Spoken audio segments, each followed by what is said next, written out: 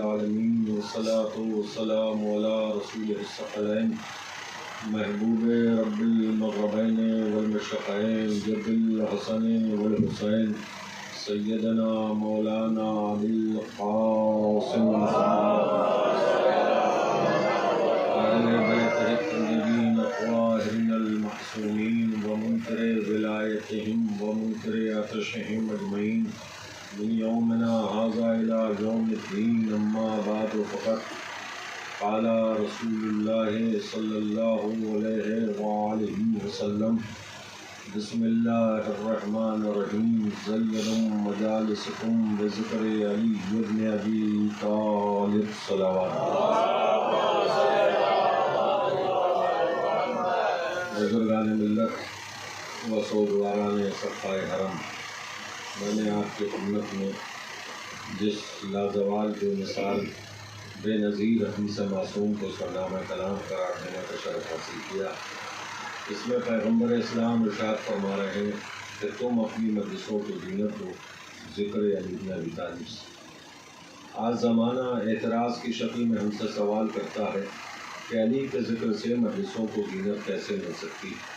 تو ان کا ایک ہی جواب دینا جانتا ہوں کہ جو کعبے میں پیدا ہو تو کعبے کو زینت ملے، جو مسجد میں آ جائے تو مسجد کو زینت ملے، جو محراب میں چلا جائے تو محراب کو زینت ملے، جو میدان میں پہنچ جائے تو میدان کو زینت ملے۔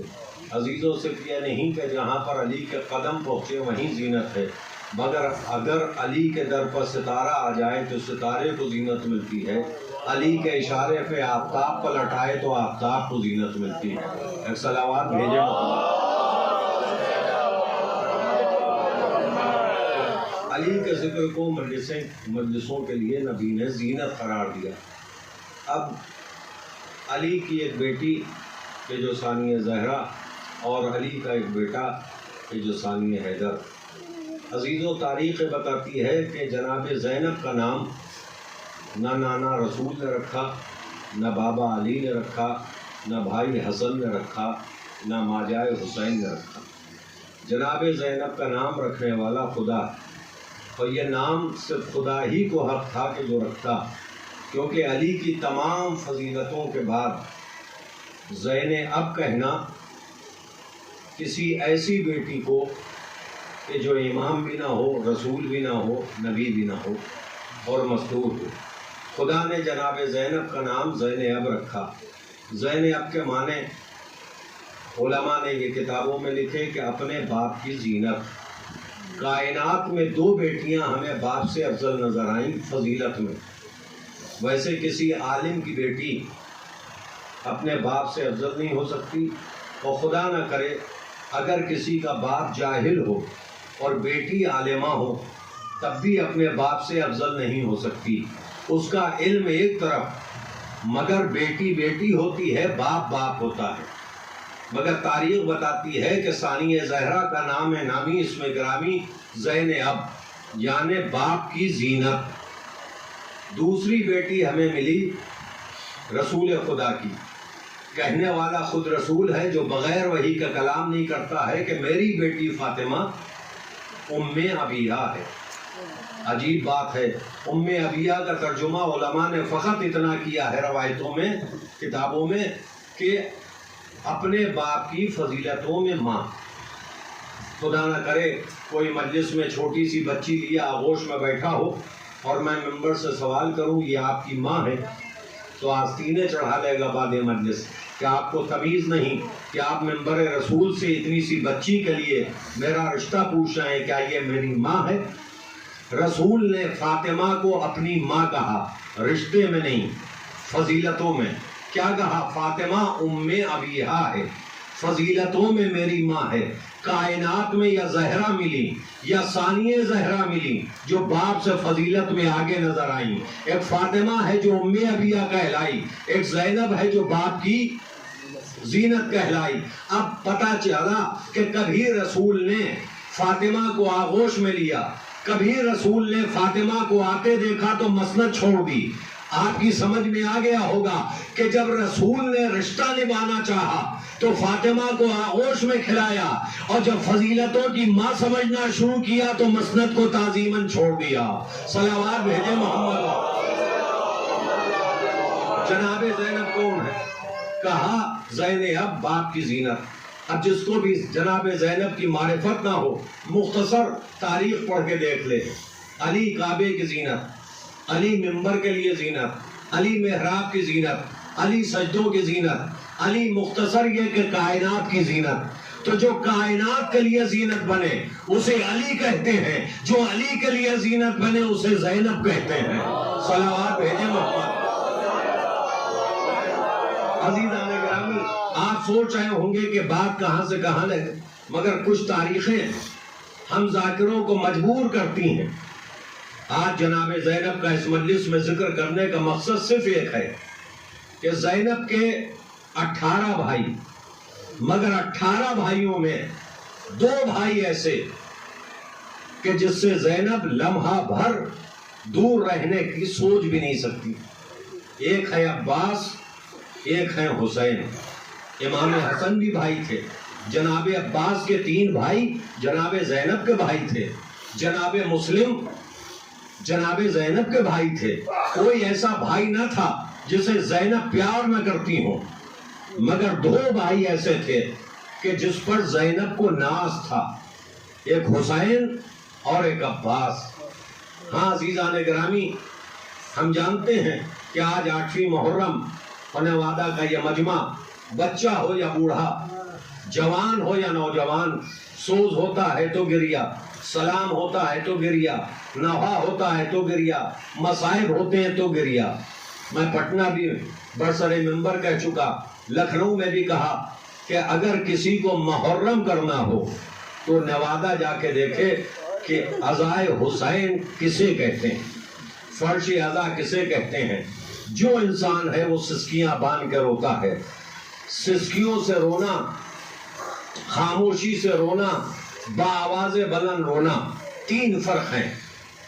اگر آپ آنسو بہائیں گے غم اہل بیت میں تو یہ آنسو رمال سیدہ میں جائیں گے، جنت کے ضامن بن جائیں گے۔ حسرت فاطمہ تب پوری ہوتی ہے جب کوئی آنسو بہاتا ہے۔ تمنا امام تب پوری ہوتی ہے جب کوئی بآواز بلند گریا کرتا ہے۔ بزرگ سمجھ گئے ہوں گے، مولانا بھی تشریف فرمائے، مولا ان کو سلامت رکھے، نوادہ کے ہر عزادار، ہر بچے کو سلامت رکھے۔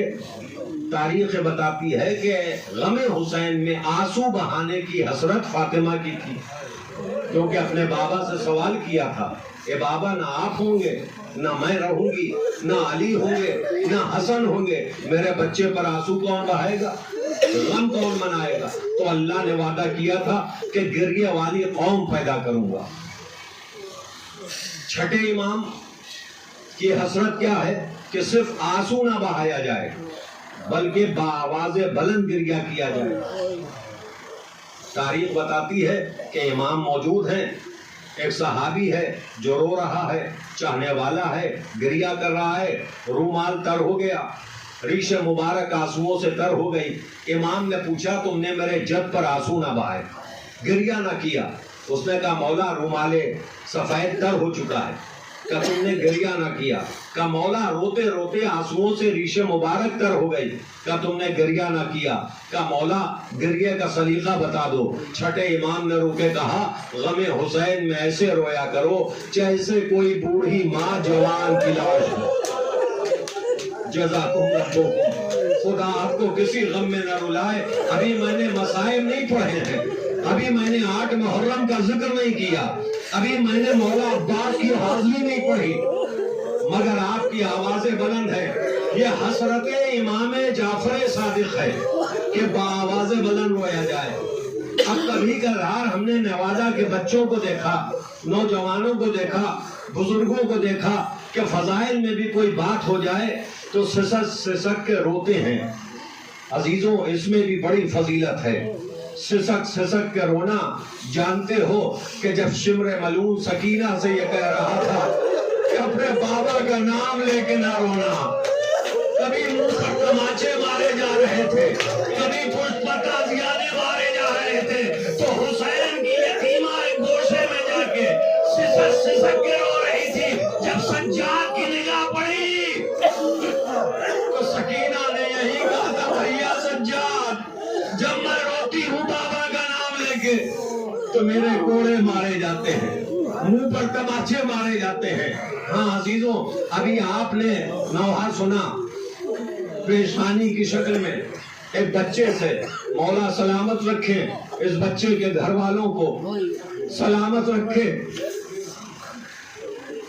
کہ جب مولا سرانے پہنچے تو مولا عباس نے مرثیہ پڑھا, اے مولا ماں ام البنین سے نہ کہنا. کیا نہ کہنا؟ 8ویں محرم ہے, میں نوادہ کے مومنین کو کون سی روایت پڑھ کے سناؤں, کس پر رلواؤں؟ یہ کہنا کافی ہے کہ اس مجلس کے بعد آپ حاضری چکھیں گے. حاضری کس کے نام کی ہوتی ہے؟ اسی بھوکے کے نام پر, اسی پیاسے کے نام پر, کہ جو نہر پر سکینہ کا مشکینہ لے کے تو گیا مگر واپس نہ آیا. اتنا غیرت مند میرا مولا تھا, اتنا حیادار مولا تھا کہ اگر مشکینہ خیمے تک نہ لا سکا تو حسین سے کہہ دیا میرا لاشا خیمے میں نہ جائے. ہاں عزاداروں, یہ سب جانتے ہیں, ہر ذاکر ممبر سے یہ روایت میں پڑھتا ہے کہ جناب عباس نے یہ کہا کہ میرا لاشا خیمے میں نہ جائے, میرا لاشا خیمے میں نہ جائے, میں پیاسی سکینہ سے شرمندہ ہوں. یہاں پر میرے والد بزرگوار برسر ممبر فرماتے تھے کہ میں یہاں پر سوچتا تھا کہ وہ کیسے شرمندہ ہو سکتا ہے کہ جس نے وفا کی انتہا کر دی ہو, جس نے وفا کی انتہا تمام کر دی ہو, وہ شرمندہ کیسے ہو سکتا ہے. عجب نہیں کہ مولا عباس نے اس لیے وصیت نہیں کی تھی کہ لاشا نہ اٹھانا مولا, کہ سکینہ سے شرمندہ ہو. بھئی شرمندگی کی تب بات ہے کہ مولا عباس سے پانی منگایا جاتا اور خالی مشکیزہ لے کے خیمے تک پہنچتے, تب تو شرمندگی کی کوئی بات تھی. چونکہ کربلا کے 2 شہید ایسے تھے کہ جن کو معلوم تھا کہ اس وقت حسین کی حالت کیا ہے. کربلا کے ہر شہید نے مولا کو ادرکنی کہا ہے. مولانا تشریف فرما ہے, اس سے قابل آدمی ہیں, آپ ان سے پوچھ سکتے ہیں. روایتیں گواہ مقتل میں ملتا ہے کہ غلام گرا, انصار گرا, صحابی گرا, ہر ایک نے کہا مولا ادرکنی. حد یہ ہے کہ بنی ہاشم کے جوانوں میں اونو محمد گھوڑے سے زمین پر آئے, کہا مامو ادرکنی. جناب قاسم گرے, چچا جان ادرکنی. مگر کربلا کے 71 شہیدوں میں 2 شہید ایسے تھے جس نے حسین کو ادرکنی نہیں کہا, مدد کو نہیں پکارا, آخری سلام کیا. مقتل میں ملتا ہے, حمید ابن مسلم کا بیان یہ ہے کہ پہلے شہید کا نام ہے عباس, دوسرے شہید کا نام ہے علی اکبر. ارے عباس جانتے تھے کہ اس کو مدد کو کیوں پکارا جائے جس کی کمر ٹوٹ چکی ہے. علی اکبر جانتے تھے اس کو مدد کو کیوں پکارا جائے جس کی آنکھوں کا نور چلا گیا. ہاں شاید عباس نے اس لیے وصیت کی ہو کہ میرا لاشا نہ اٹھائیے گا کہ حسین کی کمر ٹوٹ چکی تھی. ارے جب قاسم کی لاش اٹھائی تو کمر نہ ٹوٹی تھی, جب اونو محمد کی لاشیں آئی تو کمر نہ ٹوٹی تھی. جزاکم ربکم. عزاداروں, آپ گریے کا حق ادا کر رہے ہیں. جناب ام البنین کو پرسہ دینا ہے, جناب زہرا کو پرسہ دینا ہے, اور اس بیوی کو مخصوص پرسہ دینا ہے کہ جس بیوی کا نام ام کلثوم ہے. بچوں کے لیے بات واضح کر دوں تاکہ آنکھوں سے آنسوؤں کا سمندر جاری ہو سکے. شب عاشور ہے, جناب عباس قیام حسینی کے طلایہ پھر رہے ہیں. کسی بیوی کے رونے کی صدا مولا عباس کے کانوں سے ٹکرائی, در قیام پر آئے. شہزادی کی کنیز فضہ کہاں ہو؟ فضہ در خیمہ پہ آئیں. کہا علی کے شیر کیا بات ہے؟ کا پتہ لگا کہ بتاؤ کون بیوی ہے کہ جو عباس کی زندگی میں رو رہی ہے, کون بیوی ہے جسے عباس پہ بھروسہ نہ رہا, بس یہ سننا تھا فضہ نے رو کے کہا اے مولا آپ کی چھوٹی شہزادی ام کلثوم رو رہی ہے۔ جناب عباس کا بدن کانپنے لگا، ہاتھوں کو جوڑا، کہا فضہ اگر زحمت نہ ہو تو شہزادی کو غلام کا سلام کہہ دو ملاقات کا شرف چاہتا ہے۔ ایک مرتبہ جناب ام کلثوم کو خبر ملی کہ عباس شرف ملاقات چاہتے ہیں، پردے کو ہٹا دیا، جناب ام کلثوم نے خیمے میں بلایا، جناب عباس خیمے میں داخل ہوئے، ہاتھوں کو جوڑا، ادب سے سر کو جھکایا، کہا شہزادی میری کیا مجال کہ آپ سے کوئی سوال کروں، مگر میں نے سنا ہے کہ ابھی جو گریے کی آواز آ رہی تھی وہ آپ کی آواز تھی۔ جناب ام کلثوم سسکیوں کے ساتھ رونے لگی، رو کے کہا ہے بھیا تم نے صحیح خبر سنی ہے، میں رو رہی تھی۔ کہا شہزادی کیا آپ کو اپنے غلام پر بھروسہ نہیں رہا؟ اے شہزادی رونے کا سبب کیا ہے؟ ابھی تو عباس موجود ہے، بس یہ سننا تھا کہ عباس تم پر بڑا بھروسہ ہے۔ کہ پھر رونے کا سبب کیا ہے؟ کہ کاش میرے پاس بیٹا ہوتا تو میں بھی حسین پر قربان کر دیتی، بس یہ سننا تھا۔ عباس نے سر کو جھکایا، کہا اے شہزادی کیا چھوٹا بھائی اولاد کے قابل نہیں ہوتا؟ جناب ام کلثوم آگے بڑھی، جناب عباس کی بلائیں لینا شروع کی کہ عباس کیا کل صبح تم میرا فدیہ بن جاؤ گے؟ جناب عباس نے رو کے وعدہ کیا، آواز دی شہزادی کل میں آپ کی طرف سے حسین پر قربان ہو جاؤں گا۔ ارے علماء نے کتابوں میں لکھا ہے جب بھی عباس کے مسائل ہو تو پہلا پرسہ ام کلثوم کو دیا جائے۔ اس مجلس میں ماں کے ساتھ بیٹی بھی آئی ہے۔ اے شہزادی ام کلثوم نے وعدہ کے ان عزاداروں کا پرسہ قبول کیجئے۔ اے شہزادی ہماری مجلسوں کو قبول کیجئے۔ اے شہزادی اپنے غازی کا پرسہ قبول کیجئے۔ عزاداروں جناب عباس نے جب حسین کو صدا دی تو ایک ہی جملہ کہا تھا، مولا غلام کا آخری سلام۔ حسین کمر تھامے ہوئے چلے، اے عباس تمہارے مر جانے سے میری کمر ٹوٹ گئی۔ اس کے بعد حسین کا مرثیہ سنو گے بچوں، بزرگ ہم سے بہتر جانتے ہیں۔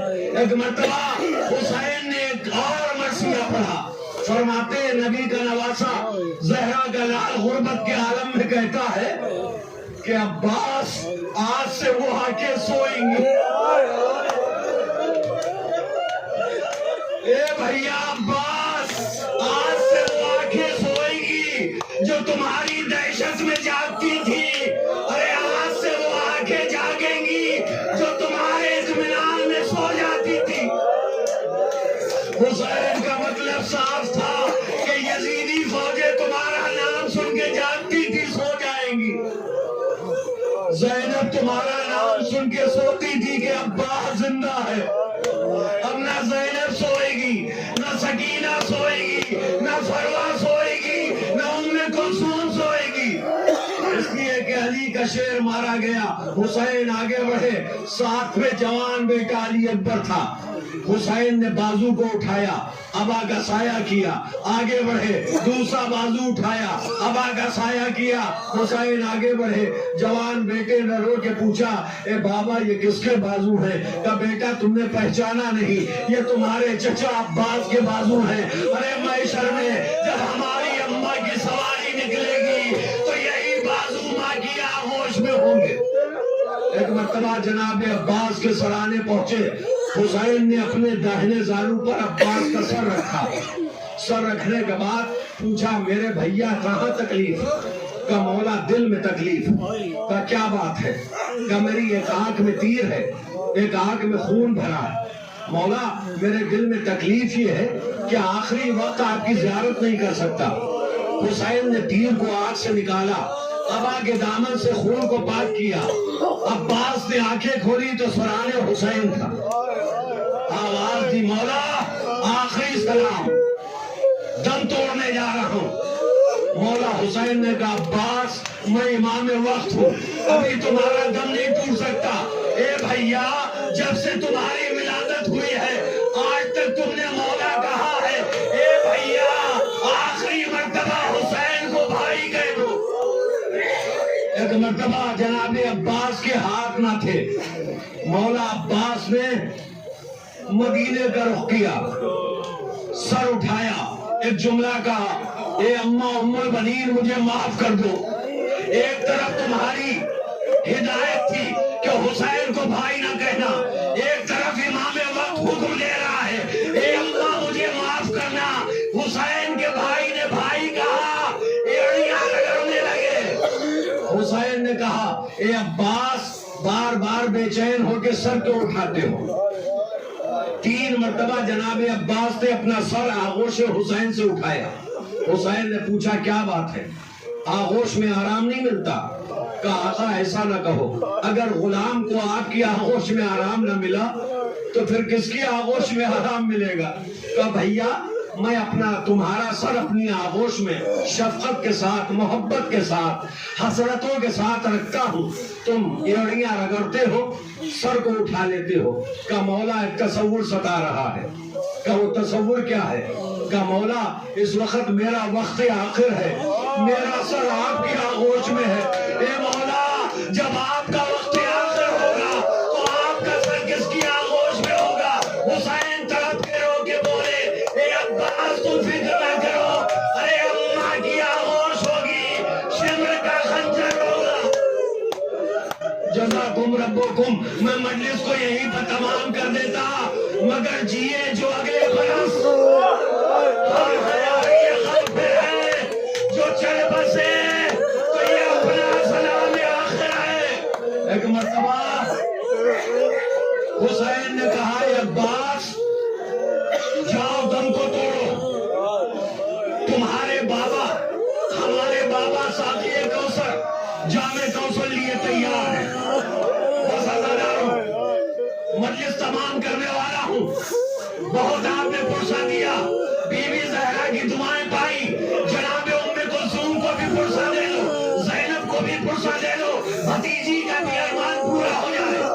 تاریخ بتاتی ہے کہ کربلا میں 72 شہید تھے، جس میں سے 71 لاشیں حسین نے اٹھائے، 70 لاشیں حسین نے اٹھائے، جناب عباس کا لاشا نہ اٹھا وصیت کے مطابق۔ مگر جس کے سرانے حسین پہنچے ایک کامن جملہ حسین نے کہا، مخصوص بات مقتل میں ملتا ہے کہ ہر شہید کے سرانے حسین نے یہ ضرور کہا۔ حر کے بیٹے کے سرانے پہنچے تو حسین نے کہا، اے علی ابن حر جا خدا حافظ، میرے بابا ساقی کوثر جام کوثر لیے تیار ہے۔ حر کے سرانے پہنچے، رومال زہرا باندھا، کہا جا حر میرے بابا ساقی کوثر تجھے سیراب کریں گے۔ سب سے کہا، حبیب کے سرانے یہی کہا، سعید کے سرانے یہی کہا، زہیر کے سرانے یہی کہا، حر کے غلام کے سرانے یہی کہا۔